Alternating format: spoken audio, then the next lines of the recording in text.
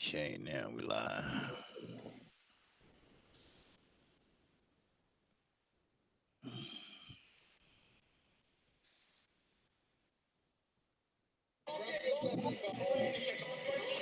Oh, come on.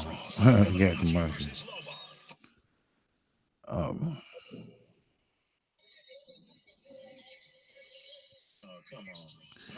oh, okay. Let me turn this down. All right, all right. What's going on, Boxing Truth? What it do? What it do? What it do? How you feel? All right, all right. What's going on, Boxing Truth? Oh man, I should have muted this. Okay, there you go.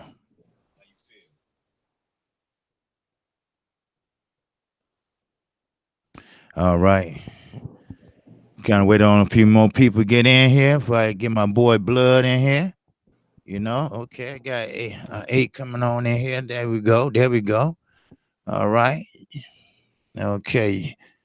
All right. Everybody fall on in. Matthew Valentine. What it do? What it do, man? I ain't seen you in a while, man. All right. You all right? Matthew Valentine. Shout out from Brick City, New Jersey. Big bro. You got it. You got it. Mark Blake. Salute, fam. You always falling in here. Yes, sir. And Big True say, what's going on, OG? All right. Sorry for the mixed up on the time, but hey, we here. We ready. And, you know, I definitely got a special guest and somebody I've been trying to get on for the longest, man. You know, but haven't had his number yet.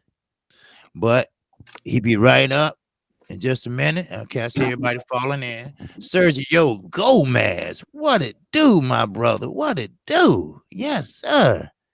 Man, you all good, man. Shot Town, stand up. Hey, you know we gonna do that, huh? Southside in the house, Inglewood, baby. Yes, sir. Okay. Well, you know I got a special guest I was telling you about, and one of the guys I look up to. What's up, Duke? I look up to him because you know he's a good brother. You know, I learned a lot from him. I listened to him, but he don't even know I'm listening to him. And you know, he was even in the parking lot, you know, doing his thing, you know, when I was watching him while he was watching the police. But you know, hey, that's what it do. You know, y'all all familiar with blood boxing, and so here we go, blood boxing. What it do, man? Hey, what's up, my brother? How you doing, Kqkc, man?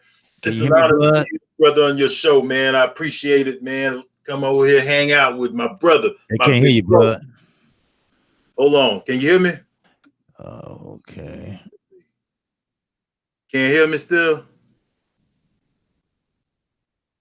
Okay, I can't hear you. Let me I don't see. think I'm on mute. I don't think I'm on mute. Oh, okay, yeah, I can hear you now. Can you Okay, hear me? go. Yeah, I hear you. All right. The people in the chat, do y'all hear me, man? It's your boy Blood, man. How y'all doing up in here, man? Sergio Gomez. You got a super chat there, brother. Sergio Gomez. He said, Oh, keep putting oh, in work. Kqkc. We appreciate you. From oh, Sergio okay. I Gomez. missed that super chat, man. I'm sorry about You that, got a brother. few, man. I'm gonna let you go ahead and holler them out real quick, brother. Wait a minute, cause I'm tied up with two of them here. Okay, hold on. Let me see. Go ahead, holler them out for me, blood. Try to get this straight now. I'm sorry, Oh, no problem, brother. Hey, I'm gonna warm my coffee up. So yeah, do your thing, my brother. man.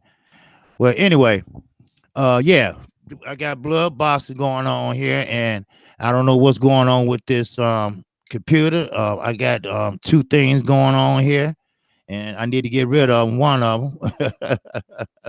I don't know what is going on here, but anyway, I appreciate everybody falling in, and blood. He my guy, and thanks Sergio for that super chat. You know, I appreciate it, man. You know, I always do. I'm finna jump on the line on my phone, so that way I won't worry about all the distractions and everything. You know, because I usually don't go in this way, but since I had a guest today, I thought I would do it this way. But I see Duke in the house. I see Joseph Brown in the house. Okay. And I see G.I. Cole in the house. At Reaching 45 gonna curse me out about that super chat. Both we're drawn to me. Dion Washington, what's going on? Mike Hitton, what's going on? G.I. Coles, you got my support, brother. Thanks, my man. But I got to go put Duke Ponytail Thurman on the shelf. Oh, yeah, it's going to be a good one. We're going to talk about it. See Thurman doing exercises, but not up too much. No, he's not. He's not. 78 put me up on for nine. Okay. You know what? This is an old chat, man. What's going on, dude? Oh man, see, I told you, blood man, I don't be going in this way, right? See,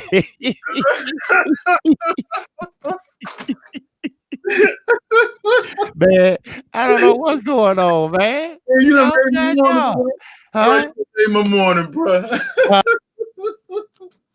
I was like reading the chat trying to figure out what you were looking at because I'm sitting up here looking at the chat. I'm like, what the hell he was? There's shit, something wrong with my shit here? Oh, shit. Hey, you all right, bro? You there? Big bro. Can you hear me? We can't hear you, big bro. Can you hear me now? I can, yes, sir. Okay. Yeah. Okay. Go ahead. Yeah. They were talking about Keith Thurman real fast. Okay. I'm gonna get to the super chats in a minute, brothers. I'm gonna switch over to the other line. Yeah, you had another super chat by Matthew Valentine. Oh, okay, cool. You know what? I'm gonna switch over because what you do is you switch over to your not your what they call it to your channel. Put it that way, right? So you see, I'm new to this, man. Okay, yeah, you gotta get the control panel down, man. Yeah. Cause see, I only do it one way. Hey, right? we experiment over here too. Ain't no big deal, Y'all stick there. We just getting it down. You know what I'm saying? We getting down the flow. Yeah, I see Matthew Valentine in the super chat. He said, keep grinding, always watching, bro. The LWC, man down. I heard that, brother. I heard that. Okay, you still hear me? Yes, sir. Okay, good. Okay, I'm getting it. And Sergio Gomez in that super chat. He said, keep putting in work, Kqkc. We appreciate you. Oh, yes, I do. Let me see. Okay, I think that's about it. But this is what I'm gonna do. I'm gonna say salute family from Mark Blake. Make Matthew Valentine, shout out from Brick City, New Jersey. Sergio Gomez. Now, this is the right one, right? I'm reading the right one, blood. Yeah, I think you are. Yeah. Okay. I hope so, because I wasn't reading along with you in that part. Okay. Yeah, I think this is the right one. Yeah. You had me confused, brother Kqkc. Yeah, you got it. Sergio Gomez just commented. Yeah. No. Boss is Southtown D. Yes. Okay. Joseph Brown, salute. Blood boxer. Yes, sir. Joseph Brown, salute. OG. Salute Kqkc. All right, we rolling. All right. Okay, now listen up, everybody. Like I was saying earlier, I got my boy in the building. All right. And he been an inspiration to me for a long time. I be listening when he don't be listening. And you remember that, blood, when you was in the parking lot and you Yes, looking sir. at the police looking at you. Yeah. I'm like, I said, man, don't mess with my boy, man. So, but I'm glad you made it on here, man. And you know, anything you want to say before we get started? Man, no, man. I just want to say that I'm glad to be here. I think we're gonna have a great discussion. There's a couple of different things I would like to talk about, man. And I want to on your platform, man. So this is a big moment for me too, man. Getting to hang out with my big brother, man. I'm looking forward to this. Chopping it up with y'all in the chat. All you guys, we see y'all up in here, man. Y'all smash that motherfucking like button, though, man. We about 10 down on that like. Smash that like button for the OG Kqkc. Come on here. He love talking about boxing. He be on here every day, laying it down. Okay, so Oh y'all yeah, oh yeah, oh yeah, man. hit that fucking smash that fucking thumbs up now. All Yeah, right. I put my PayPal in there too, cause a lot of people don't like to do super chats. You know, I don't know why, but they don't like to do it too much. I don't know, but blood. Let me ask you this question. All right, Dana White, he really wants to get into boxing. All right. Mm. And he really want to talk to Al Heyman, but Al Heyman is not talking to him directly. Al Heyman is sending his how should I say minions, you Mm-hmm. know, to talk to him, you know, and I don't think he want to sell to Dana White because Dana White. Now this is a good idea, blood. He wants to go back to the 90s, to the 80s, how it was then. It wasn't just no one Mayweather. Everybody was good. Everybody was making money. You know, is that such a bad idea? No, it's not a bad idea. There are some pros and cons to Dana White taking over boxing. Well, taking Uh, over the PBC. Anyways, he won't be able to run the monopoly that he's running in MMA. But uh, but I do think there's some pros and cons. I could get into that. I do like the fact that somebody is thinking about bringing some structure back to the sport. I like the way Dana White and them run their program over there at the UFC as far as the structure and the ranking system and things like that. We always get uh, the best we want. There's one champion. I like that kind of stuff, but he still underpays his fighters. So if his plans are to come in there and start paying these fighters peanuts and things like that, it's not going to work out in boxing because these fighters are used to getting bigger paydays and things like that. But, there's some pros and cons there. I heard a little bit of rumblings about it. I didn't look too deeply into it. So this is serious, huh? He's actually really considering yeah, purchasing, what, a percentage of the PBC or something? right. Yeah, just a percentage of it, because I believe this Korean company wants to buy it too, and everything for sale. And Al Heyman, like Brother Fanon said, he didn't get into that to just keep it forever, forever. He built it up, and he did build it up. But I tell you, it's not going to work. It's not going to work without Al Heyman. Why? Because all the fighters trust Al Heyman. They don't know them other guys. They don't know that big Chinese company that gave his wife 39 million in divorce and he still had 100 something million left. You know, they don't know that Mhm. type of people. They know Al Heyman, the one that look out for them, the one that make them money. You know, they don't want Dana White because the UFC they don't make no money. And Dana White used to carry Floyd Mayweather bags. So I mean, we talking about a Harvard lawyer versus someone that used to carry somebody bag.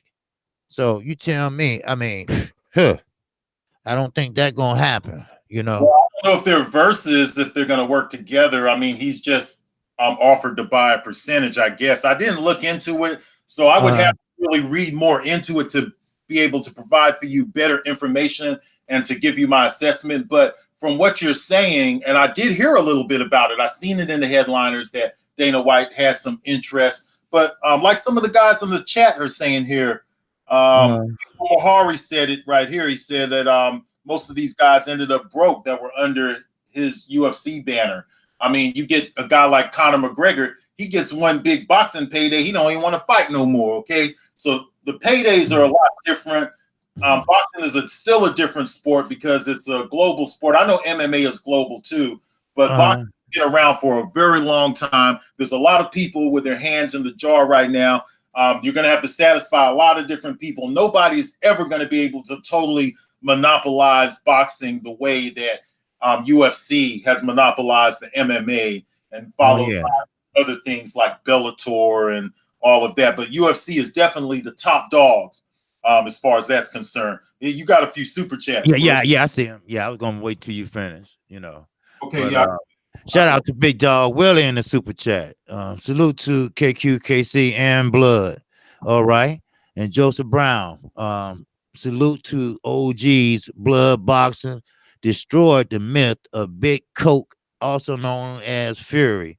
got all the UK clowns in there feeling they woke up a real live linear wasn't real. Right. I've been studying that lately too, you know. Yes, yes. You know, you know, I can tell you all about that in 5 minutes again, real quick, if you want me to. I yeah, mean, you with, know what? Go ahead, cause you know what? I've been going over that a couple times with my subscribers. You know, cause if he would have lost that title of lineal heavyweight champion. You can't call him that no more, right? right. Well, see, the thing about it is that you have to look at the definition of what a lineal champion is, and a lineal champion always initially comes from an undisputed champion. That's in the definition. Okay, so it comes from the line of guys who were the real champion. All right. So when Lennox Lewis retired and nobody beat him, then that was it. That was the end of that line. Okay, and within the rules, it also says that there are no terms or no guidelines as to how a new line will start. Okay, that's in the Uh-huh. definition. So the only thing that's solid about that definition is it starts. It initially starts from an undisputed champion. Lennox Lewis was the last guy to be undisputed in 1999. It was in November of '99 when he fought Evander Holyfield. After that, he was stripped. Okay, this is how it really went. He was stripped of undisputed, but he still carried the lineal claim because he at one time was initially an undisputed. It's in the definition. How much more real can you get than the definition? People come on here and they start making up stuff to suit agendas because people are getting paid and all of Right. that. They want to make their website look good. ESPN wants to make their new guy look good, Tyson Fury. They're going to promote him as a lineal. I said this months ago. I told you guys that he was going to be compared to other lineal champions when he was really not a lineal champion because Lennox Lewis is not on his resume. He's not on Klitschko's resume. Okay, they're claiming that he got this lineal line from Klitschko. So that's why Klitschko is very important in the whole equation. Klitschko won a belt, did not even carry neither one of the traditional belts. He did not carry the traditional WBA belt. That's the linkage. Right. You got to be a linkage. He Right. had a super belt when he beat David Hay in 2011. The lineal started then on that specific belt that was created for sanctioning fees. Okay. He never carried the WBC belt of the early 1960s, which came into existence, 62? The first bout being the 64 bout between Liston and Ali. He's not along that line. So he didn't beat no one from that line. He didn't beat no one from the traditional WBA line. Okay. The last lineal champion was Lennox Lewis. Until we have undisputed, we can't have another lineal. That's when the new line starts. Okay. That's what people Right. saying. It goes no further than that. That's it. It ends there. Okay, right. Well put. Well put. Well put. Now I got a better understanding. And when I was saying about Linux, really this week I was talking about lineage, you know, and I was trying to figure out what mean by lineage, you know, linkage, you know, other words. But that means that you had to have something related to other words, to that fighter that had it, that fighter that had it, and that fighter that had it, right? So therefore, if Tyson Fury had is the lineal champion, that means that Fury had to have gotten the belt from someone else that was the lineage. Is I'm right? Is that right? Yes, he would have had got that from a lineal champion, and Vladimir Klitschko was just not that. Right. Okay. He Okay. never carried none of the traditional belts, and that's why people need to question the sanctioning bodies with this WBA super shit. Okay, now let's look at the Keith Thurman Manny Pat. You know what? Actually, well, I'll wait till we get to that. Okay. Drew Tyson in the house. It said blood boxing afternoon, brothers. All right. Okay, unemployed Mario. What's going on, man? Good morning, player. All right. Tyson Fury is a joke. Yeah, he is a joke. Blood, are you going to get into the WBC Mar- Marcelio Suleiman, Hearn, White situation, how Dylan ducked Ortiz and Pulev? Yeah, I was gonna get into that too. Yeah, don't worry about it. What's up, John Wilson? Assalamu alaikum, my brother. Is All there right. updated Yeah. information on that though, Kqkc? On Huh? the whole thing with Dillian White, because I haven't been keeping up with Dillian White over the past week. Well, Dylan White, He's crying, right? Yeah, He's I know crying. that. Yeah, I know that yeah, him and the UK dart chuckers are crying over there about I feel sorry for Dillian White and all that. Yes, I have heard some of their crying, and of course I got my umbrella out, and if they need some tissue, I give them that too.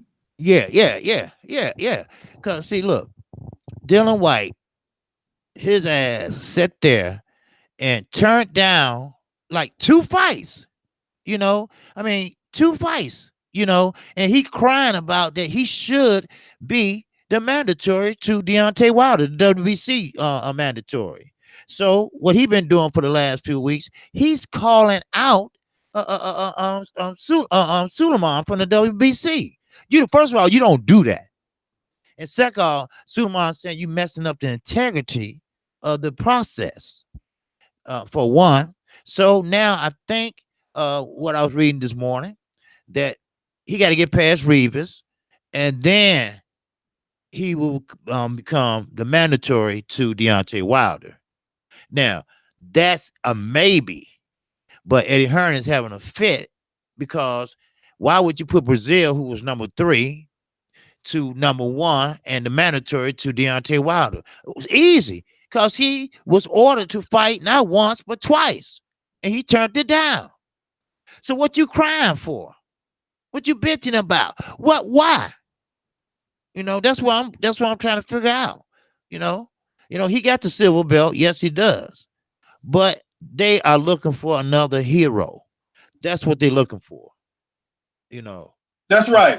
The crying is more justified after he beats Oscar Rivas, okay? Because none of these guys, and I've showed people several times, they do not fight each other in these ranking systems. That's why nobody knows who's who, all right? At this time, nobody has the right to be crying about any damn thing because those guys in the ranking systems don't fight. So when he fights Rivas and he beats him and he finally beats another guy that they're ranking who we don't really know is any better than the other 30 guys, but anyways, as I'm saying, there'll be more justification for all this crying and all of that he's doing. Other than that, he can wait his ass in line because right now unification is more important than any fucking thing else. All right. That's right. Here's That's about right. White or none of those other fucking guys in the ranking system other than Tyson Fury, who's making a false legacy lineal claim. Okay. So, it's all over the place right now. So Dillian White can sit his ass down, shut the fuck up, abide by the rules, and kick rocks for all I care.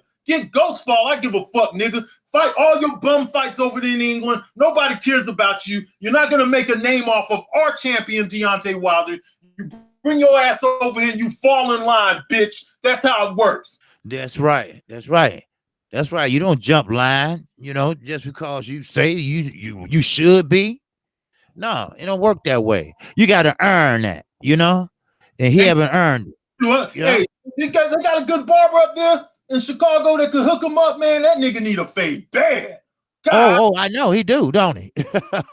I don't know what the hell is wrong with him. And first of all, he's not England, he's from there, but I think he's Jamaican. Yeah, he's Jamaican. Yeah, man. Yeah, he's Jamaican, Yes. Yeah. Something. Yeah. Yes. Yeah, and what's up, State Ready Boxing? What it do? Yes, sir.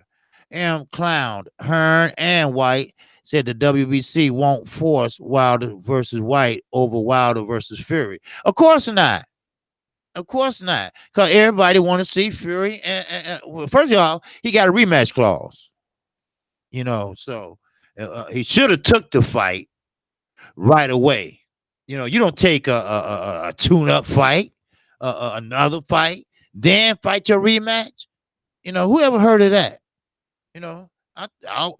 Rematch is a rematch. You know what he's gonna bring to the table. You already know. So get it done. Sergio Gomez in that super chat said, "Getting back to work. I catch the replay, Kqkc. All right, brother, you make that money. Go ahead. All right. So what you think about that, blood?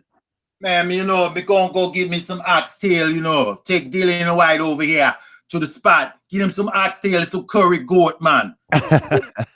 Yeah, feeling good today, Yeah, man, fuck Dillian White. Bring your ass over here, boy, and get you this fresh fade, nigga. All right, that's all we care about right now. Working on Oscar Rivas. After you beat Oscar Rivas, then you could go on and go start crying and all that shit. Don't nobody over here know who you is. Yo, curry eating motherfucker. Yo, curry goat Johnny Cake eating motherfucker. All right. Yeah. Do all that fucking noise down, boy. You hear me? Now, man, I'm just gonna be real, man.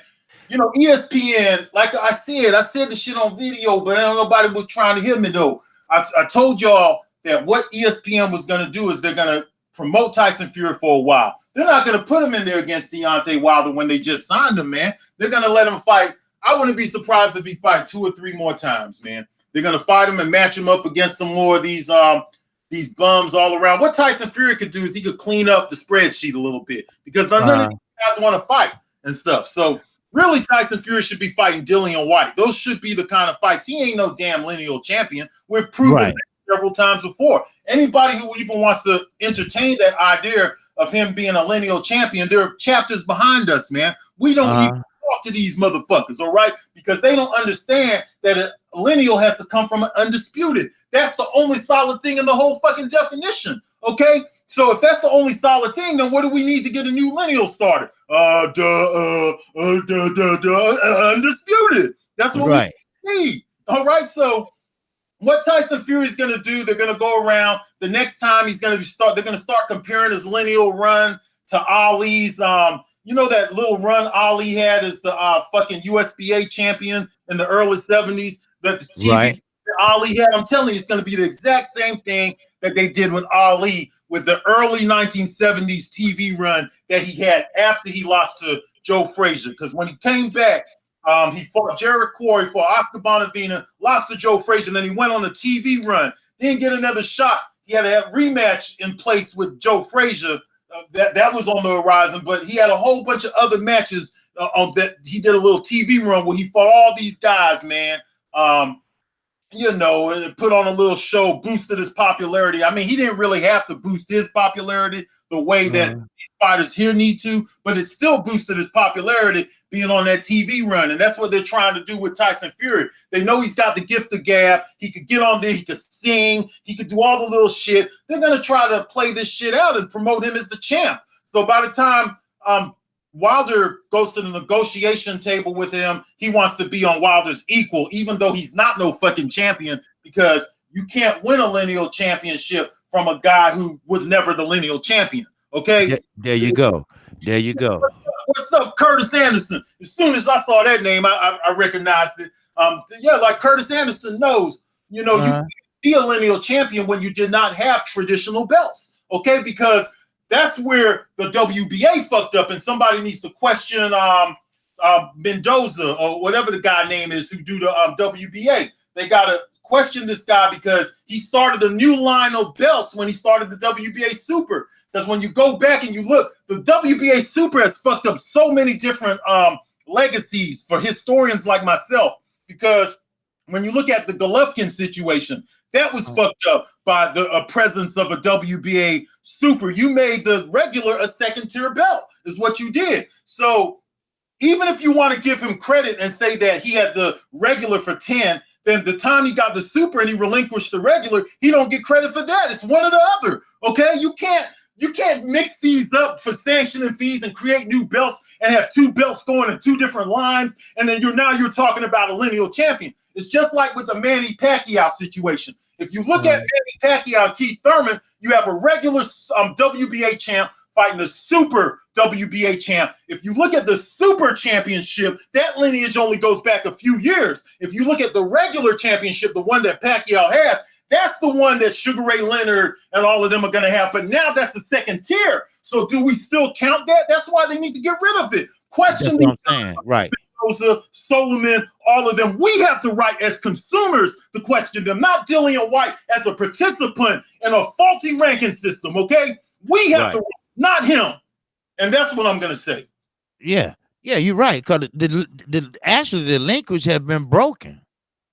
And because what you call Fury, he's not in that. You know, Don Bell said he got. He didn't get from all the way up to Sugar Ray Leonard and all the way down. or what? Well, not even Sugar Ray Leonard. In his weight class. Yeah, you're right. Because if you want to get technical, the belts that he won off of Klitschko, he didn't win the WBC traditional, and he didn't win the WBA. Uh-huh. Klitschko never had those, so Klitschko just was a lineal. It's a laugh to say that this guy's a lineal when he didn't have the major belts. Right, right. And ESPN played that to a T. I mean, lineal heavyweight championship. That's what they actually had. Oh, yeah. Up there. So I mean, you can't hold it up. You don't have a button. You sure don't have a goddamn damn ribbon. I mean, what do you have that you can say I'm the lineal heavyweight champion? Just only a name and record. That's all. He don't have the belts. That's right. Yes, So sir. that's what I'm saying. So I mean, they played it to the T, and you're right. They weren't planning on putting Fury out there with Deontay Wilder right away because they don't want to lose that investment. See, they know how much money they gave him, and they ain't gonna never really say, but they ain't gonna let him go out there fight Wilder, and he already got knocked down. They don't want him to lose a fight, and they gonna say, "Oh, you spent all this money on a loser."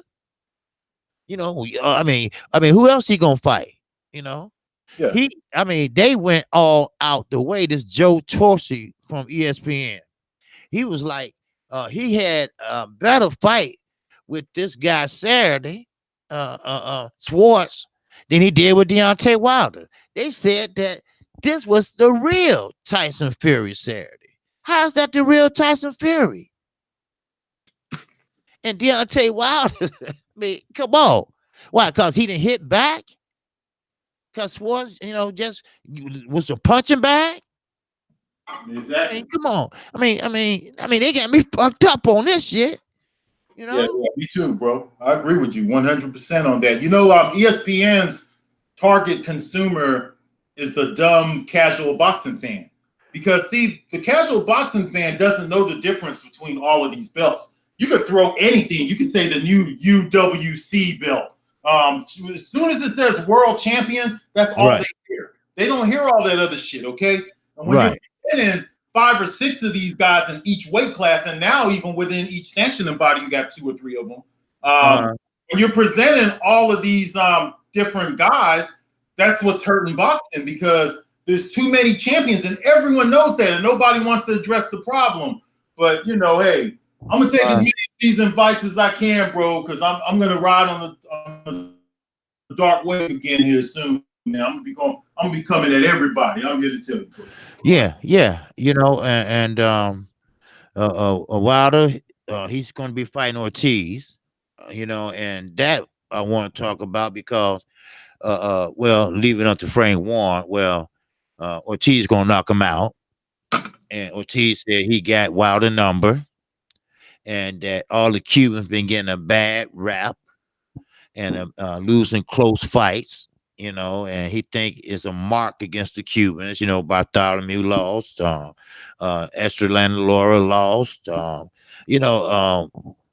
don't think it's that. I just think they lost. I mean, look at Laura. Yeah, he was painting her face, up and down, but he just was too small. Herb was too strong. That's all. And he lost fair and square. He lost that fight, but he did get some raw deals in some other fights because I thought he. Oh yeah, Canelo. Oh yes, Williams too. Yeah. Oh yeah. I mean, he had what? He's still pissed off about the Canelo fight. So I don't blame him because I had him winning too. But Ortiz thinks he has Wilder number, but Wilder is an unorthodox fighter. Sometimes you don't know where the punches are coming from. That's what I'm trying to tell, a lot of people. You don't know where them punches coming from, True. Yes, but, one punch can change a fight. One punch. That's all it takes to change a fight. That's right. Yep. No doubt about that. So, And with Dylan White, same thing with him. Go ahead, go ahead. You want to be mandatory? Be careful what you ask for, cause your ass might just get it. You know, what's up, JC? Yeah, so that's what you got to do. You know, so but this one I want to talk to you about now. Anthony Joshua. I know a lot of people tired of hearing about the heavyweight division, with the knockout and everything. But it's not about that. It's about him in the rematch on November the 14th. Now, do he actually ready to get back in there and trying to win his belts back, or is he getting forced to get back in there? What you think? Listen, Kqkc. This here Dillian why, Listen to the Irish English me about to put upon your ears, Let me stop bullshitting here. I can't get off this Dillian White shit. My nerves, bro. I know. Ain't he a crybaby, man, and a nerve wrecker?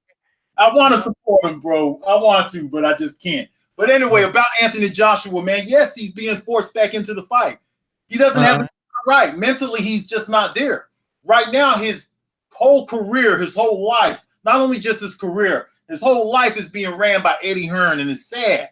It's sad that this guy's a puppet for motherfucking Eddie Hearn, man. He's right for him, man. We said this a long time ago. The man need to make his own decisions. Even his own father brought light to the situation. His own father, they downplayed that. But what happened between his father and Eddie Hearn, that gave you the whole message right there. And people know around Anthony Joshua know that this guy's running his life, making decisions for him. There's no way Anthony Joshua should be getting back in that ring at Madison Square Garden after taking such a beating like that. Not only did it hurt him physically, but mentally. He took a mental beat down too. Of course, he had a little smile on his face and all of that. But believe me, man, this has gotten to and scarred Anthony Joshua deeply, man. I think that the man should have taken some time off. He should have changed up his team. There's even supporters of Anthony Joshua that I've heard say years ago that he should have changed his team. So even some of Anthony Joshua's supporters, and maybe his father falls in line with those guys, okay?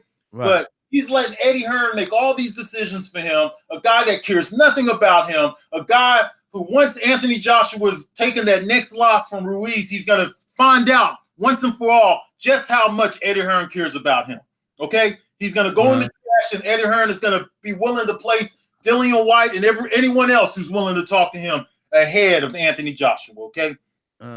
He's doing the wrong thing, man. He shouldn't be back up in there. But, hey, we tried to say it, all right? We tried to tell him. We tried to say, hey, man, this guy needs to fall back. He needs to work on himself a little bit mentally first. Continue your counseling. Continue your therapy, because you have to have your mental together in boxing, because a lot of this fight is fucking mental. A lot of the fight game is mental. All of the champions have said it. They've given larger percentages to the mental component more than the physical, okay? So he has to have that together first. So him getting back in there, I don't think he's ready to get back in there, because I've been hearing mixed reports. I heard that he was having second guesses about it, and then the next thing he's gung-ho about it. So, it's just that the man just needs to fall back, work on his team, come move over here, get away from the Dart Chuckers.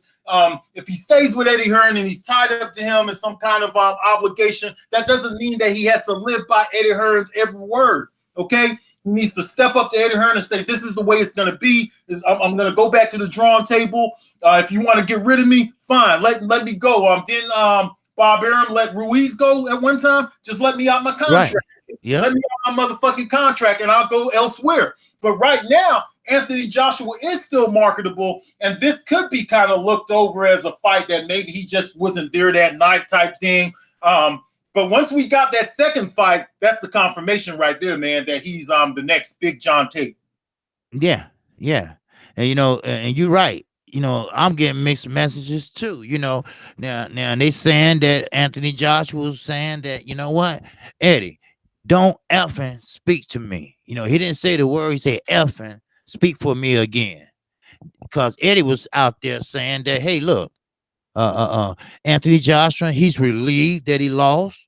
you know, he's kind of almost glad that he lost. Anthony Johnson, that's a lie. I ain't happy I lost. Who want to lose? You know, it just wasn't my night. It was his night. But I want the fight to be soon as possible so I can get my belts back. Now, that's what he said according to boxingscene.com. But now, on the other hand, they saying that, you know, he don't want to get back in there because he might just be scarred, you know. Posing and not throwing like he should, not yourself no more. Something like an Asian Broner went through, that's going through, because once you've been undefeated all your life, you sit there and medaled in the Olympics, and and next thing you know, you getting off the ground not once but twice, real knockout, really 3 times, but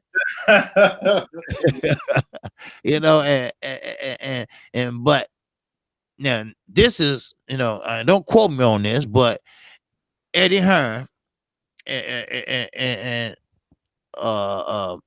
Mr. Joshua, they were going at it in the locker room, because Eddie want to go on here with the fight. Mr. Joshua like, look, we can postpone this fight. We can do this another time. Everybody keep their tickets. Everybody, it's always ways around that shit. But Eddie was like, look at the guy. Look at the guy. He's not going to even touch Anthony. This and that. That's why he was doing all that lateral movement, because he had a concussion, and the guy did admit that he knocked him down, in sparring. He wouldn't elaborate on it because, that's sparring. But, facts are facts. And that's why Mr. Josh was trying to tear Eddie bow tie off, his clip-on bow tie, because he don't know how to tie a real one. So, I would too. I mean, his nose started bleeding like water, like a water fountain. And all we did was slap him in the nose, Right. Man, so I don't know, it could be, or I don't know, because Eddie gonna end up getting himself hurt. That's what's gonna happen. You see, KTMPL he says 4 times, and he also said exactly like John Tate. See, Anthony Joshua and John, you could compare those two guys, man. Big John Tate is the biggest comparison to Anthony Joshua. Kurt Anderson would understand what I'm saying, but there used to be this champion back in the day. He was a WBA champion when Holmes had the WBC. All right, his name was Big John Tate. He was an Olympian like Anthony Joshua. He let other people control his career like Anthony Joshua. Big John Tate set up shop, set up his home near where his trainer was at. A bunch of rednecks, a bunch of hillbillies, okay? And let these people control his life. The next thing you know, he was putting cocaine in his nose and all kind of stuff, okay? Anthony Joshua is a candidate for this kind of person because he has that kind of personality, okay? Yeah. If Eddie Hearn gave him some cocaine and told him, hey, sniff this, you'll feel a little bit better, okay? That's exactly what Anthony Joshua would do. I'm telling you, he's not a strong personality. He's not strong-willed. His dad needs to stay closer to his side and protect him from a scumbag like Eddie Hearn because he will end up just like Big John Tate, a tall, 6'5", talented fighter who could box, who could do some of everything, but just not better than the best of them, because Big John Tate was a very good boxer, just wasn't as good as Larry Holmes, okay? But very good boxer. He was able to go in there, beat Kqkc and all of that, but he had a personality, he had addictive personality outside of the ring, and he wanted to be accepted by his master, okay? Because if you look at Big John Tate and who he was affiliated with, which was some hillbillies, I'm telling you now, I know because I studied it. All right, now I don't know who these guys were. I don't know much about them, but they look like hillbillies to me. They shouldn't have been running some black kid from the South's life like that to where, he was living over where they wanted him to live and all that shit. Okay, right. See how he ended up. All right. He ended up on the streets. Okay, I'm looking for crack cocaine and all of that shit. Going out late night, 3 a.m. in the morning on the street. How does it feel to be the former champ going around? I'm looking for cocaine and dust late at night, okay? That could happen to Anthony Joshua. He better watch out. Yeah, yeah, you're right. Cause see, he's quiet, he's naive, and he's, you see how big Baby Miller was when he was jacked up on all that shit, and he call his mama this and mama that, how she looked good in a dress, and we would be fighting, I mean, straight fight, and but he kind of passive, you know, he's not. Let me put it this way: he grew up in London, but he didn't grow up in a neighborhood where you have tough guys, or a neighborhood where you had to struggle a little bit. You know, he was not rich, but he wasn't poor. He was like more of an upper middle class, and he never had to face, real people, a real, like a Deontay Wilder, know how it is to struggle, or know how it is not to make ends meet. He always had it good. Why? Because the UK, they wanted a hero. They saw one in him. They saw one in him when he sat there and came out to the Olympics. They said, okay, we want him. That's what we're gonna do. We're gonna make him a champion. Then that's all they started doing. Blowing his head up a little bit at a time, a little bit at a time. Then he won another belt. Then here come the money falling and fire blazing and shit, and singing Sweet Fucking Caroline, and so they made him half of what he is. Then the other half is where he grew up. So he don't know what the hell he is really, you know, but he got to get some heart. He got to get some toughness, some meanness. Talk that shit. You know, that's what he need to do. I agree. You Yes, sir. Yeah, yeah. That's what he need to do. Talk that shit, man. Tell him. No, no, no, no. Fuck Eddie Hearn. I want Wilder. At first he said, I want Wilder. And David Hay was like, man, that won't even sound convincing. I mean, come on. So, You both remember say, look, I want Wilder ass. And I'm in, gonna fuck him up, Yeah. sorry, Go ahead, blood. I'm sorry about that, bro. No, go ahead. Okay, yeah, you remember when he had got in the car with this guy in Great Britain, and he was selling these wolf tickets, talking about how he would like to fight Wilder and stuff. He should have did more than that. This is a time where these fighters could use social media to get their voice out there. It's just like with Jamel. I see a couple of people talking about Jamal Charlo in the he fight tomorrow. Yeah. thing with him. It's like, how much work is Jamal willing to put in? Is he going to go to these presses and start calling Canelo out? That's the way he's going to get Canelo in the ring. That's what Eris Landalore did. He took a third world approach, and he just I guess now it's the third world approach because us brothers from yesterday, we used to go to the press conferences. Larry Holmes, Tommy Hearns, Breland, and all them. They would go and they would look for their opponents and right. They confront them. Call these guys out, but you can't just sit back and expect some guys on social media to do it for you. You go up to these presses and you call Canelo punk ass out. Show up at the presser. Even Billy Joe Saunders showed up at one of them. He didn't get very far, but that's the kind of stuff you got to do to be heard. He's got to make a statement himself and let people know. People will say, well, he's done that several times. I don't follow the Charlo brothers like that, so I don't know really too much of what he's saying, but I've never seen him at a presser yet, though. When I see him at that presser calling Canelo out, then that's when I'm convinced. Other than that, I'm not speaking up for none of these fighters now other than Deontay Wilder. That's it. I'm not taking it no that. I'm not speaking up for none of these other title holders because they're just one of several. And these guys don't even have lineal claims. They can't get undisputed. Most of them are not unified. That's rare to even have a unified champ now. These sanctioning bodies, they don't want to work together.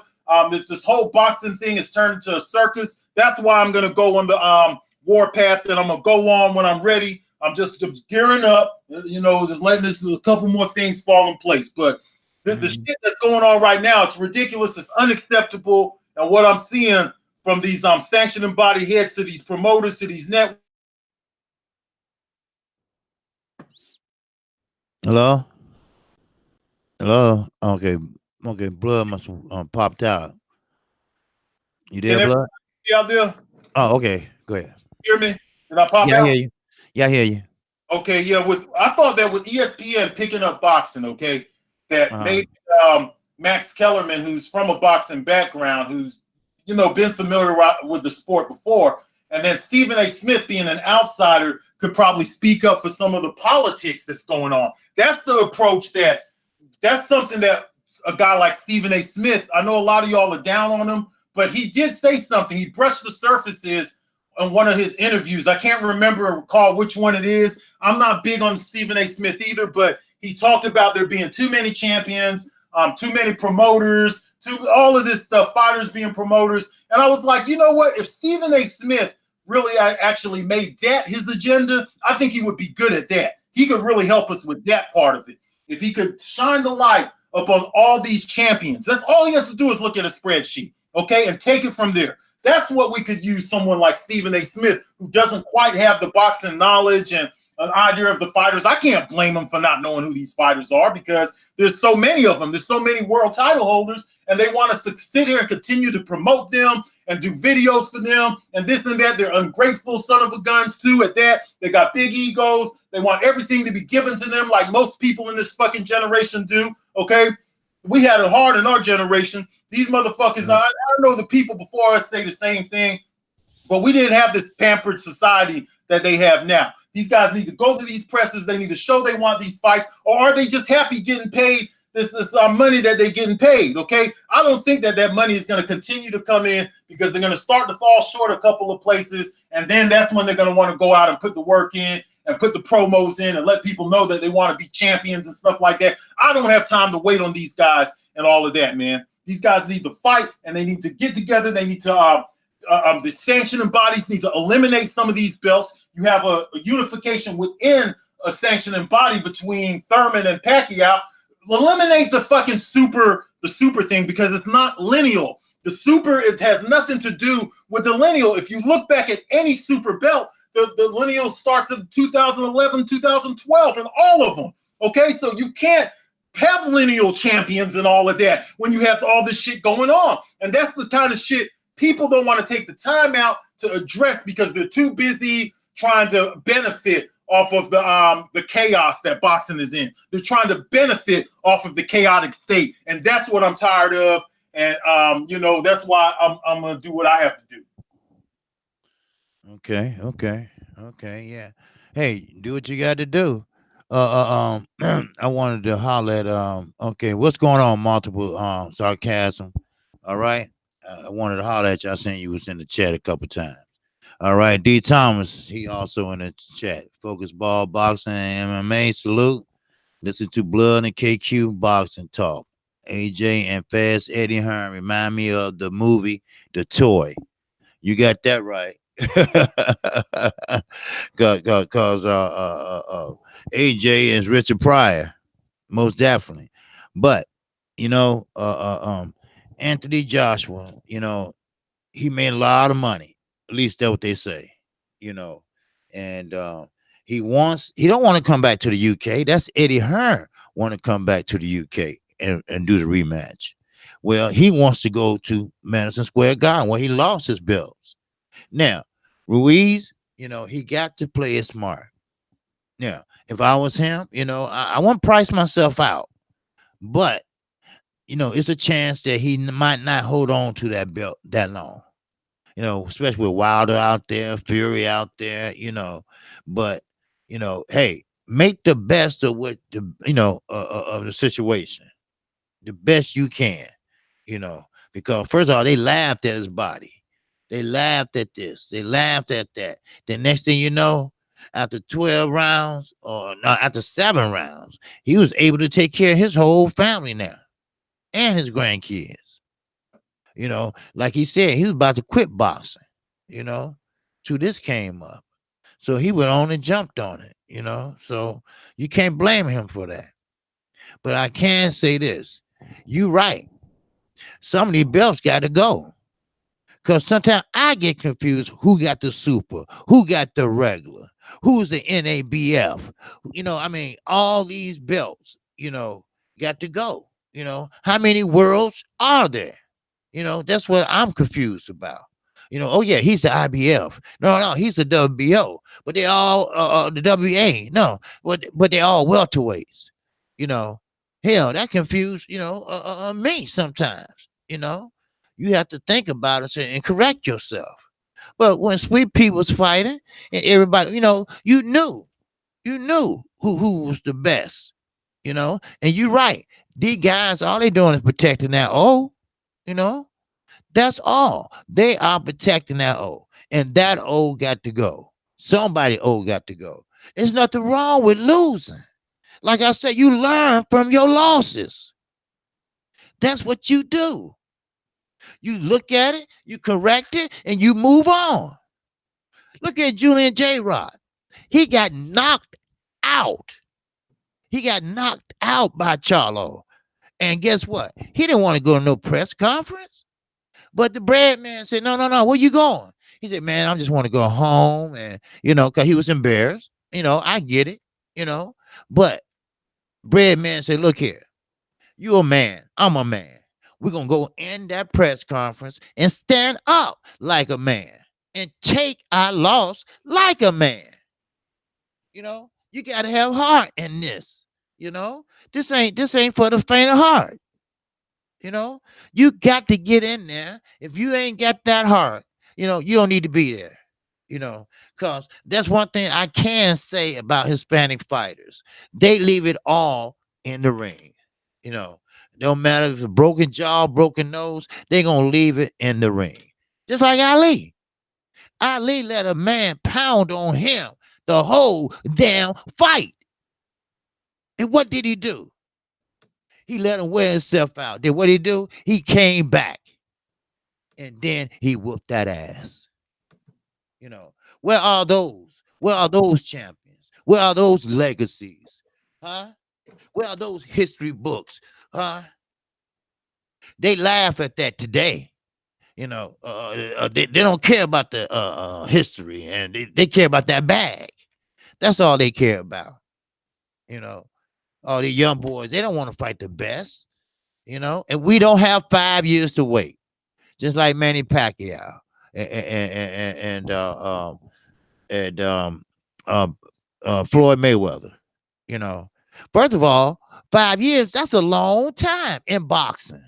Let's say you 50, and by the time you get ready to fight, you 55. You didn't lose just one step, you lost 2. So I'll be damned. I'm gonna sit here and wait 5 years for Terrence Crawford, Earl Spence, whoever, Wilder or Fury or Joshua, whoever. I'm not gonna wait that long. I'm not. And that's what's wrong with the sports. The governing bodies should order this shit. Order it or drop the belt and let somebody else do it. Let somebody else that got that heart pumping. That's what they need to do. I'm through, blood. Go ahead. Yes, sir, man. And I agree with you, man. Man. You know what I always said to you, bro, when I say we repping from the late 1960s and early 1970s. I'm always referring to our era, Right. Me and you, there's just a few years between us. I love history, man. And those few years always make a significance because you have some data that I don't have in the 1970s, for instance. You have a few years of, things in your database that I don't have in my database, man. But I always love history, man. And that's why historians, man, we take certain notes when it comes to boxing. There's certain things that we look at. All right. Even when I was going to college, the favorite classes that I took was usually history classes. There was this class, history before 1877, history after 1877. So what I would like to do is I'd like to go and look at the history of things. And then I would go back because during that time period when I was going to college, I didn't work or nothing. So I'd go back and I'd go hang out with my homeboys and we'll talk about the history in the college book and shit like that. And I had a bet with one of my homeboys, and he said, I bet you that in history after 1877 that they're not going to cover Marcus Garvey in there.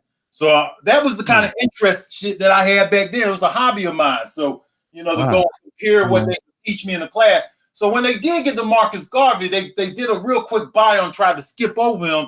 And I put on a little show in the auditorium, and I had some bullet points that I had from these brothers I had been hanging around with, and they had embraced this philosophy. They presented themselves to me. They say, "Hey, we 5%ers. We 5%ers." They embracing this 5% shit. Now that I look back on it, I think that those guys were just full of shit, because when I think of the situation and back then and think of now, I just laugh when I think back on it. But history has always been something that I love, man. And when it comes to boxing, I like to compare fighters from today to fighters from yesterday. And with all these new politics, I realize how different the sport is today than it was from yesterday. That's why nobody should never be saying that this fighter is the greatest fighter of all time, because the environment is totally different than it was back then. Okay. Right. It's just that we have different hangups and stuff like that. Okay. We have different hangups depending on what era we come from, man, and what how long we've been liking the sport. We have a different hangups depending on, because I was listening to Mr. Boxing Today too, which is a channel I'm subscribed to, and he was talking about in his latest live stream about how some of us has been waiting for undisputed heavyweight champion since 1998 or 99. I mean 1999 when it last happened, and that's the truth. Some of us has been on here complaining about this shit for what, 10, 11, 12 years now, and ain't nothing done. So it's getting to the point now to where you're like, man, what the hell are we going to do to get this to be a better sport, to where people will realize that it's about the best fighting the best, not about being a fan of a certain fighter or cause and bringing your hang up to the sport that don't have nothing to do with boxing. There's a lot of that shit going on too. Okay, so we just want to see the best fight the best. I'm a fucking fight fan. I want the best fighters to fight the best fighters, and when I'm not seeing these fighters being enthusiastic about being the best and stuff like that, it lets me know that they're just pampered fighters in this new age. It's just a different era than when me and you came up. You remember when we used to watch boxing, man, back in the day, when we'd see those big fights like Hagler versus Hearns and all that kind of shit, and that shit was straight up war. You know what I'm saying? It was a whole different feeling. Like, it's very rare to get that kind of feeling these days. The only time I really had it was during I get it for the Wilder fights now. I get it for the Wilder fights because he's the only fighter that I have that I give any kind of legacy achievement to. You know what I'm saying? Because he's had that WBC belt, and I think that what he's doing is a historical run as a WBC champion.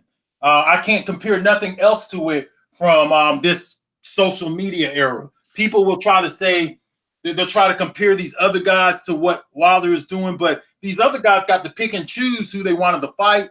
They got to, sometimes the belt would be on the line. They helped take away the power of the belt, but which I don't really blame them for doing it, because the sanctioning bodies, they want all these money from these fighters, and yet they don't even have a legit ranking system. And but nobody puts no pressure on these sanctioning body heads, man. And that's where my hang up really comes in now. I know what the problem is. I know what it is, but nobody's willing to really look into it. I don't know what it is and why people can't just see for what it is, man. That's the frustrating thing about the whole thing. They can't see it for what it is, man. We want the best to fight the best. Now, this ain't college football, D. Thomas. You're right about that, man. This is boxing right here, man. In college football, see, even though that's a team sport, even though college football for very many years had the points is the BCS bullshit, they went on to have a ranking, a playoff, okay? They went on to have a playoff, and more teams should be involved in the playoff. But at least there's something in place to determine who's the best. In pro sports, you have a fucking in the NBA, you have a championship. In college football, you have March Madness, okay? You could always determine in tennis, even in individual sports, in tennis and all of that, they have actual tournament structures, okay? Where the top athletes in golf, tennis, every other sport, they participate in tournament structures. They don't even have a tournament structure in boxing. I think they need to get rid of all these belts and have some kind of tournament structure in place or something, because all of this shit, all these guys that are going around here having belts and all of that, we really don't know how good these guys are, because they won't even fight the best. Errol Spence, Crawford, Porter, Thurman, all of those guys should have fought by now. Those guys are like close, some of them in their 30s now. Do you know that Right. Roy Jones and Bernard Hopkins, they were 24 and 27 when they fought? When Roy Jones fought Tony, they was in their 20s. Okay, nobody wants to Yeah. see these guys fight when they're 35 and 36 because they've been milking fans for years and wanting us to put Yeah. money into them and this and that. Fuck them niggas, man. Them niggas got more money than me. I'm not putting no money into some other nigga. Well, shit, I'm worried about my shit over here, nigga. I want the price that I could fucking get. Okay, that's why I don't give a fuck what they get paid and none of that. I want to see the fight. I want them to get paid. I want them to get more than anybody else because they are the ones putting their lives on the line. So no promoter should be talking about I want more money than Deontay Wilder and all of that shit. Okay, so yeah, I'm not with none of that. But make these fucking fights happen. Keep negotiations behind the scenes. When y'all are ready to promote a fight, present a fight, present it, and stop with all this stupid bullshit talking. Building on social media and brand building and all that, and doing nothing to earn that status, man. That's what I have a problem with, man. Yeah. You're right. They don't want to earn that status. They just want to, get that fame. But what they don't want to work for it. They don't want to work for it. See, like I was saying to my subscriber, I'm always talking about my subscriber because they always on point and they true and they always show up and but um they needs to give it all you got. If you love boxing, you get in there. You shouldn't have to have somebody wake you up, tell you when to work out. I mean, if you're a boxer and you love boxing, you know when to get up. You know when to go work out. You know what you need to work on. You don't need nobody watching over you. Like Mayweather Senior said, I don't have to tell my son to hit the bag because he know he gonna have to hit that bag. He know what he need to work on. After his later years, Floyd, you didn't have to train. He didn't need no trainer. He knew what he had to do. You know, his father used to say, "You want some water?" and that's it.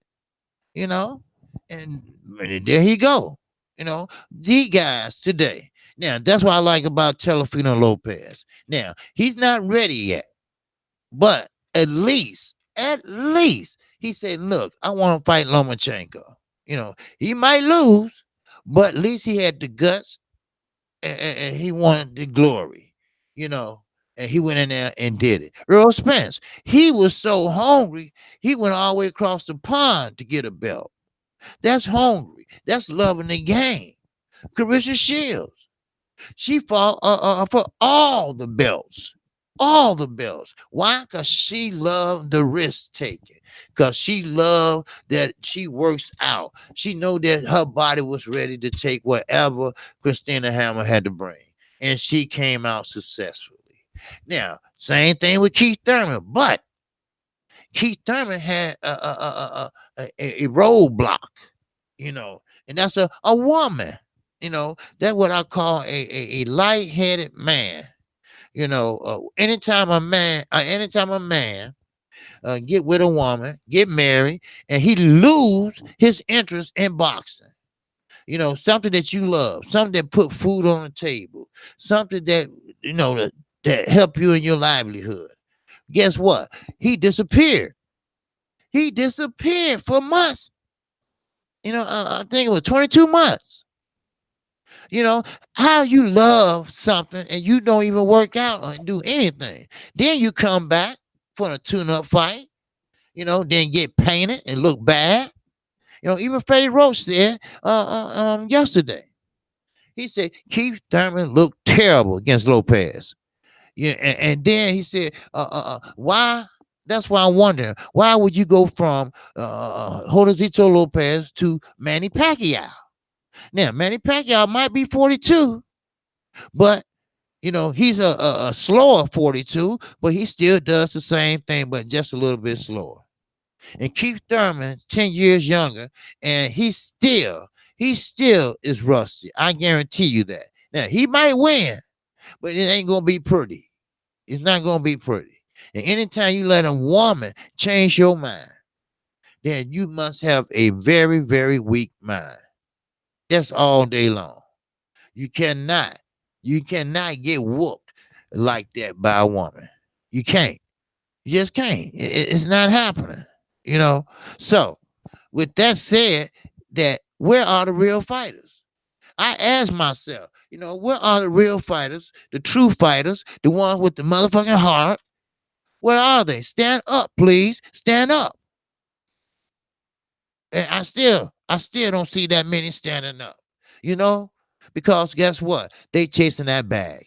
And I get so damn tired of hearing that if it don't make sense, it don't make dollars. Let it marinate. Let what marinate? Earl Spence, Terence Crawford, that already been marinated. That fight is all ready to go. You know, Wilder. He never turned down a fight.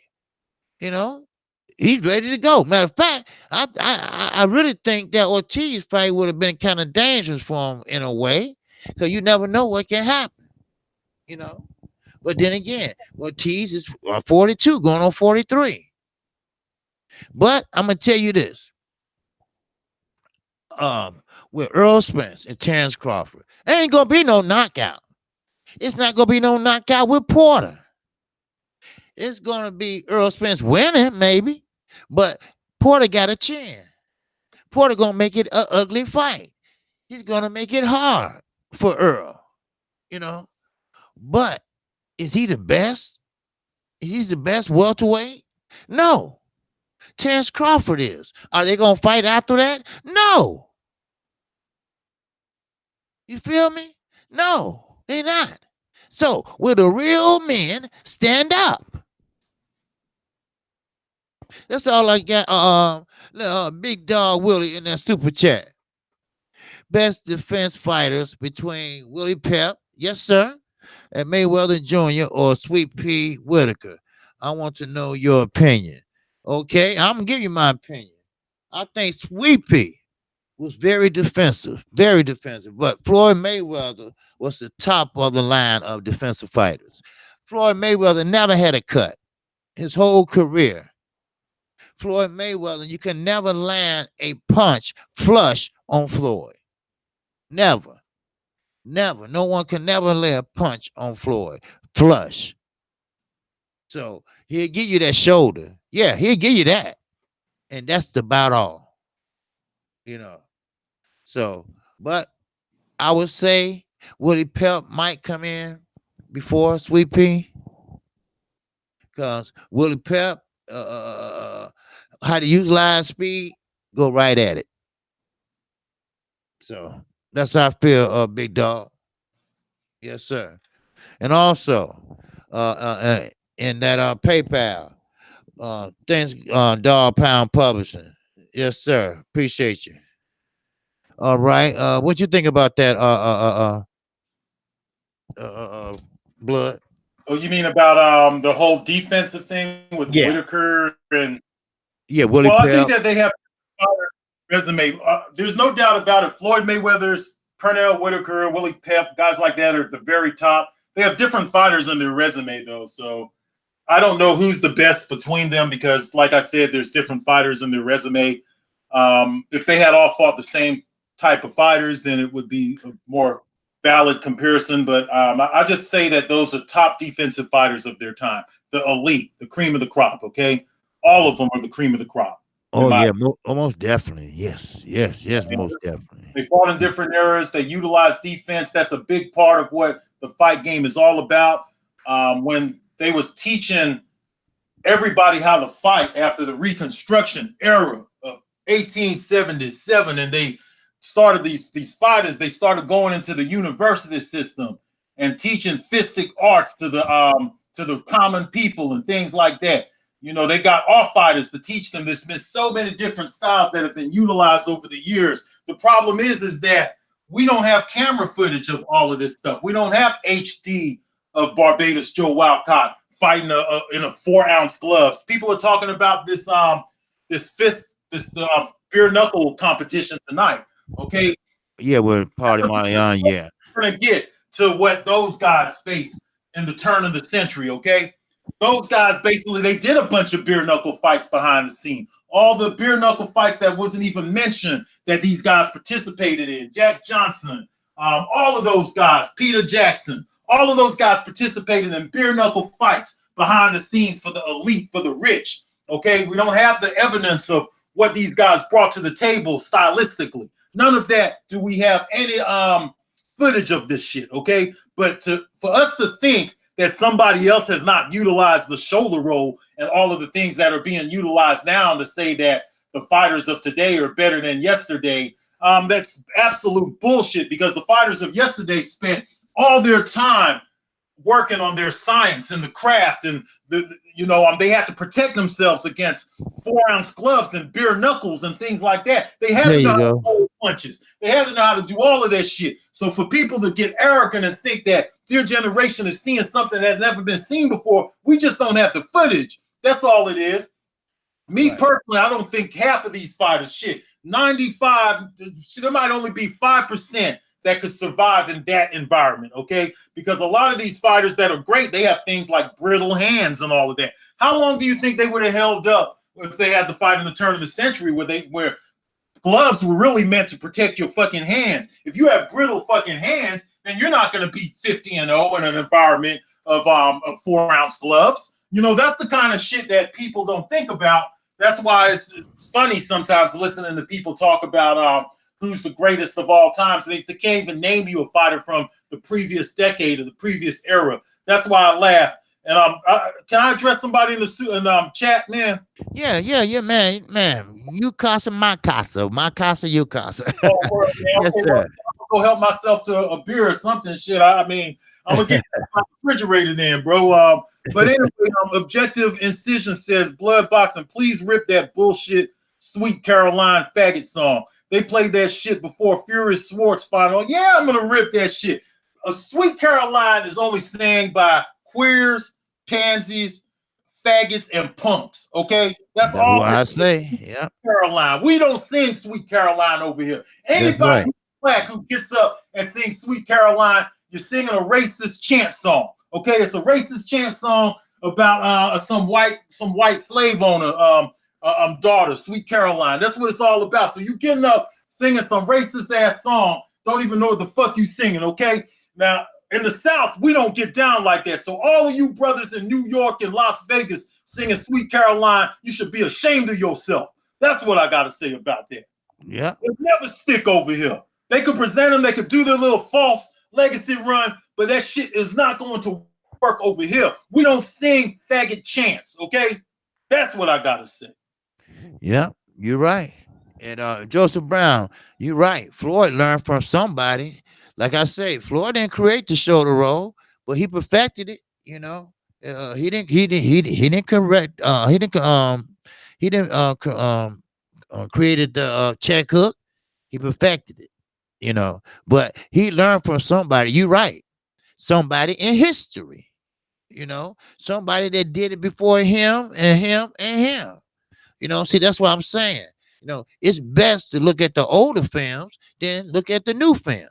In my book, if you want to be a good fighter, I'm talking about from the footwork all the way up to the top. Straight up. Because, you got to have good foot movement. I ain't talking about running. Like I said, a lot of people get that mixed up. Then lateral movement. Lateral movement, you're moving and you're dodging punches and you're punching back. You stop somebody from hitting you by letting them reset. You got a Triple G. He can't sit there and hit while he trying to cut off the ring on you. He can't do that because he's not that fundamentally sound. What he's going to do is he's going to wait till you stop. Then he going to reset. Then he going to punch. But then again, you gone. See, that's why he got Charlo as his mandatory since 2017. And he won't step up and fight him. That's why Canelo won't fight a Charlo or Estrelana Laura or a Demetrius Andre. Because these guys are counter punchers. They give you a lot of lateral movement. They step around. They use their angles. But I'm sorry, if you ain't black, you're not gonna use too many angles and styles unless you sweet hands. You know, he does that a lot. Saunders does that a lot, Yeah. but that's the only one I can think of. Yeah. So Fighting with angles and all that. See, with Floyd Mayweather, if he had a few more fighters on his resume, then it would have been solidified for me. If he could have done that same kind of stuff against Vernon Forrest, Winky Wright, and Paul Williams, I would have been convinced. Okay, all right, the Mexicans on his resume, I mean, he was quicker than all of them guys. Whenever he fought somebody, the only one he really fought was Zab Judah. Zab Judah gave him some problems and was able to touch him. So I don't know, man. It just depends on what's on the resume, man, for me. Now, don't get me wrong. He's the cream of the crop. I'm not trying to take nothing from him. Hey, man, right. Sir Ken, shout out to you, man. Sir Ken said that we listened to Otis Redding and Big Up our champion Cassius Clay. I could tell you from the dirty South. You mentioned Otis Redding. Hey, right, Otis Redding, boy. Hey, don't have me on listening to that shit all day today now. That's oh, big dog Willie, that super chat again. He said better speed Pacquiao, Mildred Taylor. Yep. Sugar Ray Leonard. Yep. Know your opinion. Yes, sir. Most definitely. Appreciate it, big dog. Yes, sir. Most definitely. Because you got fighters out there, man, that like you're right. I want to comment on that about Floyd. You're right. Floyd did fight a lot of Mexicans, and everybody got mad at what's the name from St. Louis when he said Floyd, all he does is fight a Mexican because he know Mexicans can't keep up with him. He need to fight some. Well, he did fight blacks too, like Corley and other fighters like that. But Floyd, right? Why didn't Floyd fight Castor? Why he didn't fight him? well, that would have been a good fight. Mara did duck him, though. You know what I'm saying? But he can't help all of those fights. But I do think that if he wants to be compared to guys like Sugar Ray Robinson, he had to have taken the Winky Wright fight. Winky Wright, yes, was a little bit bigger than him, but guys like Wildcat was 5'1". He fought heavyweights. Their whole career, these guys fought bigger guys. Their whole fucking career. If a 5'1" guy like Wildcat could go in there as a welterweight and fight somebody and beat somebody who beat Jack Johnson, that tells you right there with 4-ounce gloves. That tells you right there that you can't compare some guy who his fan base wants to protect him and say, oh, well, Winky Wright's too big. Well, you guys are on here comparing him to Ray Robinson and guys like that who fought bigger guys. So shut the fuck up with that, man. That's what I got to say about that, man. So, and I could have that. You know what? I've been having the Floyd conversations for years, and nobody could ever come up with anything better than I presented, in my opinion. So, so I like him as a fighter. As a fighter, I like Floyd Mayweather as a person, though. But as a fighter, you have to respect what he did, man. But I still have my criticisms, and I'm not willing to roll the red carpet out for him for TBE. Absolutely not. Oh, no. I was wondering. Shout out to Boxing Now. That's my guy there. He said Paul Williams was ducked by all except by Sergio Martinez. He pretty much had a bad knee. He had retired after a while, but Ray Robinson, was and is the greatest of all times. That's what he Boxing Now believes, But yeah, you're right. Floyd, Floyd was great in the ring, but outside the ring, no. Here we got almost the greatest fighter in his era. Not at all times, but in his era. And he's somewhere off shopping or whatever he's doing. When he got a gym full of guys just sitting around, ain't doing nothing really. When he need to be in there, showing these guys how to box, showing these guys little veteran tricks, showing these guys this and that. You gonna be a promoter? Be a promoter. Have some, have your fighter step up a little bit at a time. Don't move him too fast, but step him up. He's sitting on the couch once, maybe twice a year. He might fight twice a year. And that's it. Tank should be farther than he is now. But I get it, like Deontay Wilder. Now I don't know why. Al Heyman. I respect him a lot, Mhm. but if something about Al Heyman did not invest in Deontay Wilder like he should have, because Deontay Wilder was knocking out people left and right before they even started calling his name. I think he knocked out almost damn near 20 people before they said Deontay Wilder. He's a up and coming heavyweight. You know, Everybody gonna say, well, all the answers gonna be answered tonight when he fights Severn. Can he really go that long? Can he go past 4, 5 rounds? Can he take a punch? You know, because he was getting people out of there so soon. But all the questions have been answered because he didn't care about boxing. You know, I'm telling you, the boxing gods found him. So what he do? He made that move because he had a reason to. Like I told my subscribers, Blood, the reason why Deontay Wilder in the position he in is because his daughter. Right. He did all that for his daughter. He didn't have enough money driving that truck. So he had to make ends meet to get that surgery done, you know? Yeah. So that's what made him determined to do this and do that. Then he ran into Mark Berlin, and there you go. So so if anything, hey, thank your daughter, because how many men out there would do that anyway? How many men are still around anyway? So yeah, you're right. So, but Yeah, boxing now. See, boxing now. The thing about it is that I would agree with you that Ray Robinson is probably the greatest of all times. But there's other people out there who would also place Sam Langford in that position. There's people who would place Henry Armstrong in that position. I've even heard a few other names be mentioned, and for people to really have an understanding of who's the best of all times, they have to know the fighters from every era, at least have a little bit of an understanding of the fighters. We have limited footage of Sugar Ray Robinson. In fact, throughout the 1940s, we pretty much have none of that footage. I don't know. I haven't checked your video out yet, but I'm going to. But we don't have any footage from the 1940s when he was, there's limited footage out there, and it's not HD or anything like that. We could see enough to know that he's got to be in the top 3, top 4, top 5, even though it's all opinionated because we didn't get to see Peter Jackson and all of these other great fighters from back in the day. Shit, we don't even have the kind of footage we need on the fighters like Jack Johnson, the more popular guys from that time period. But there's been so many great fighters from so many different eras, and under each era, there was a different set of circumstances that these fighters had to face. These guys had to face different barriers, okay?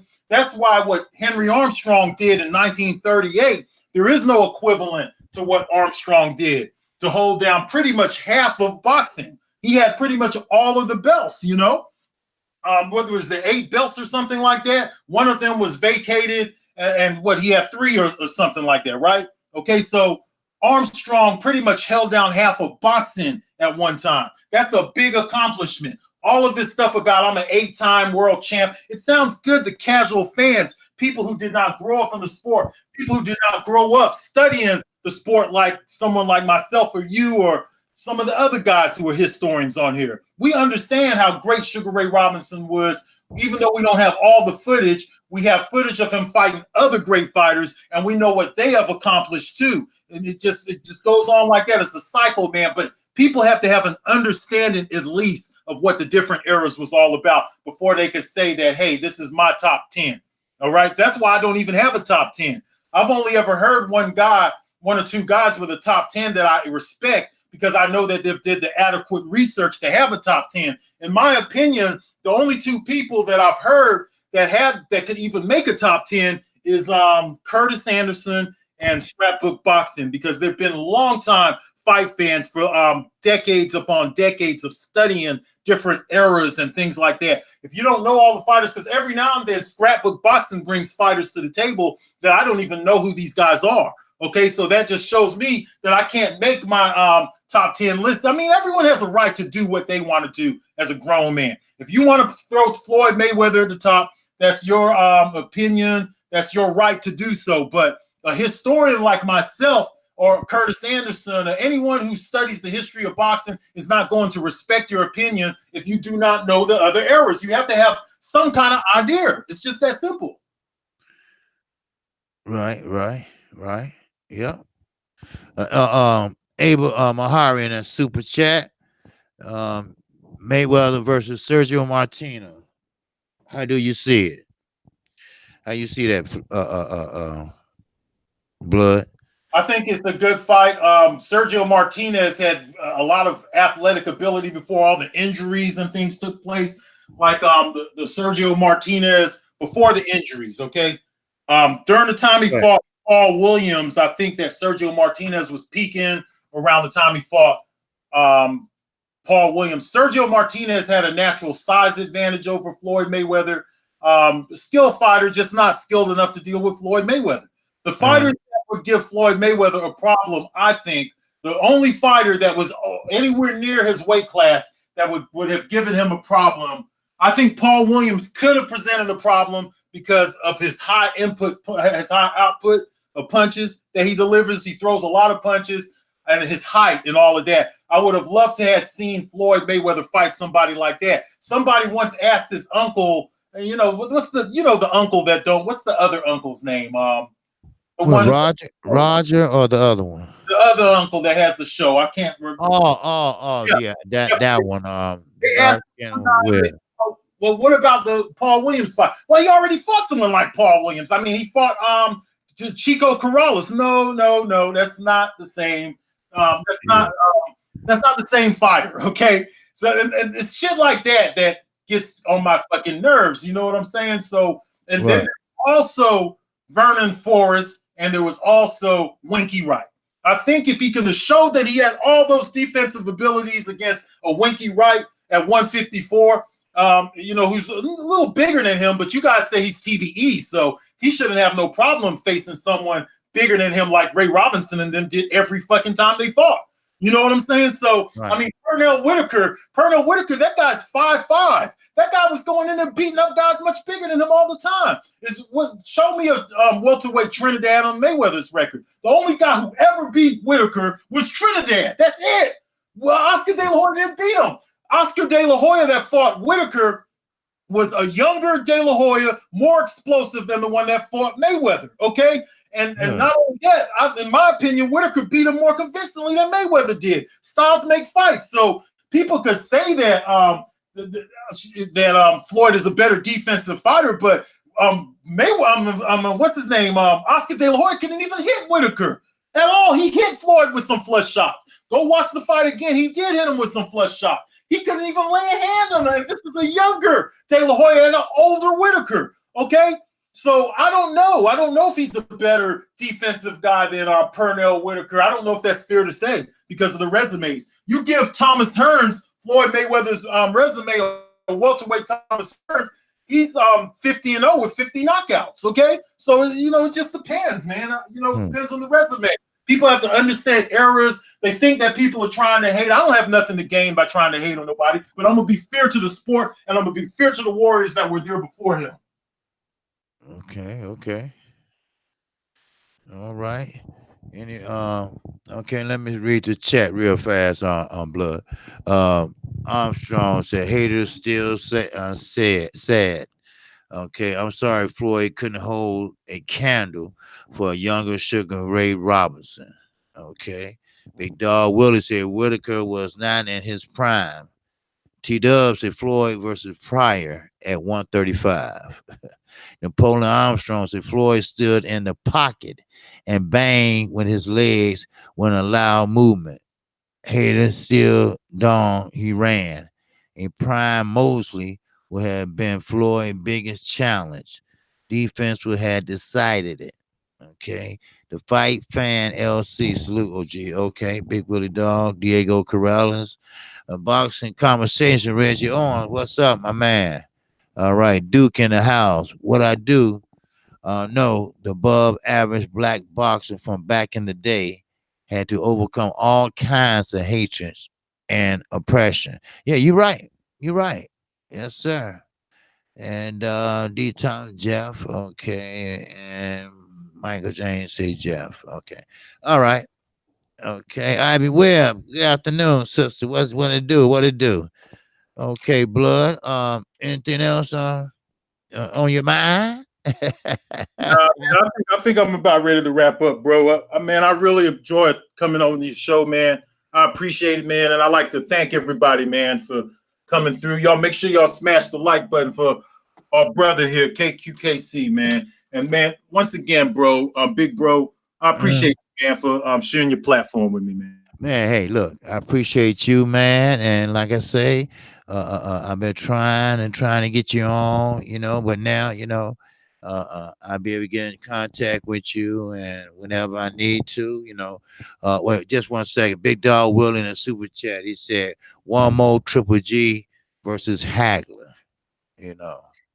So, Okay. okay. Yeah, we can do Triple G versus Hagler. In fact, I got a whole video on it on right here on the documentary page, but and it's still up too. So go back and look for it. But I think it's still up. But anyways, Triple G versus Hagler. Hagler was just too much for any middleweight from this era right here. Hagler was a boxer who could switch. He could switch from southpaw to orthodox. He would have brought relentless pressure. This guy could not be hurt. Okay, if Golovkin thinks that Canelo Alvarez gave him some problem, and he couldn't hurt Alvarez, he's not going to be able to hurt Hagler, man. Hagler had too hard of a chin, man. He would have brought everything out for Triple G. Just watching that fight against Danny Jacobs, okay? I don't think Triple G had what it takes for Marvin Hagler, bro.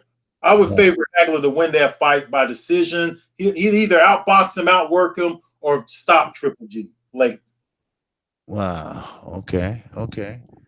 Wow. Yeah, that Triple G, like I say, I don't know why he's still looking for another fight with Canelo. I don't know what he's trying to prove, or he just don't have no one else to fight that he want to fight. Put it that way, because he's looking for someone to just stand there and bang, and that's hard to find, And now Canelo, he ain't gonna stand there and just bang now. He will, but he's starting to move now. So yeah, Okay, let me read this and I'll let you go. Let me see. Boxing conversation, Reggie on say blood boxing. Are you doing a video on Sugar Ray Robinson fight in which he killed old boy? The anniversary of that tragic fight is Monday. I could do that. I didn't intend on it, but yeah, I could do that, Reggie. I could do one, Reggie. I sure can. Yeah, the anniversary of that is Monday. Okay. Yeah. Okay, brother, I got you, man. I got you. Okay. Well, that's a great blood boxing. Yes, sir, from the LDBC. Yes, sir. My guest today, and I appreciate his insight on boxing, and I appreciate him as a good brother. And always an enjoyment, man. All right. Thank you, big bro. I definitely will see you on OG Boxing tomorrow. We missed you last week, but we'll catch you tomorrow. All right. Yes, sir. And salute to everybody in the chat. And I appreciate you all today joining us. Okay. And shout out to the LDBC. If you haven't subscribed to Kqkc, feel free to do so now. And you can hit that like button also and hit that bell icon. You will get notified. And I also do a show Monday through Friday at 12:30 p.m. Central Time. So the OGs are out of here, and peace and love. Peace.